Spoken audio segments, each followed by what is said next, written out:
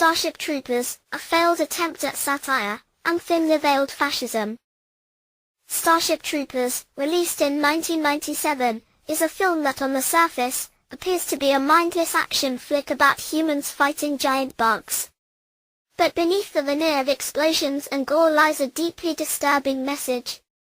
Director Paul Verhoeven attempts to disguise his fascist agenda as satire, but the film ultimately fails to transcend its problematic core. The film follows Johnny Rico, a young man who enlists in the military to impress his girlfriend. He quickly rises through the ranks and becomes a war hero, fighting against the arachnids, a race of insectoid aliens. The film's portrayal of the military is disturbingly idealized, with soldiers depicted as heroic and selfless. The arachnids, on the other hand, are presented as mindless monsters, devoid of any redeeming qualities. This black and white morality is a hallmark of fascist propaganda. The film's visual style is equally problematic. The uniforms worn by the soldiers are reminiscent of Nazi garb, and the propaganda videos shown throughout the film are chillingly similar to those produced by totalitarian regimes.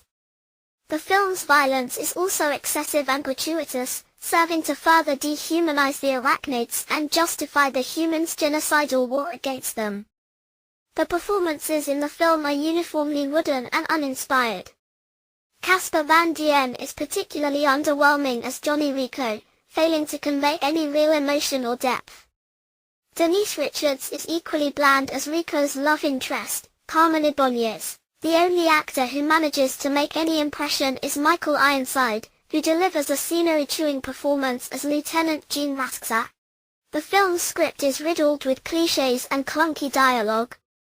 The characters are one-dimensional and underdeveloped, and the plot is predictable and formulaic.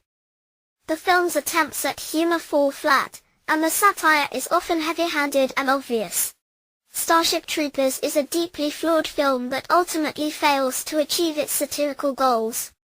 The film's fascist undertones are disturbing, and the visual style and performances are underwhelming. While the film may be entertaining on a superficial level, it ultimately leaves a slimy residue on the monument of filmmaking.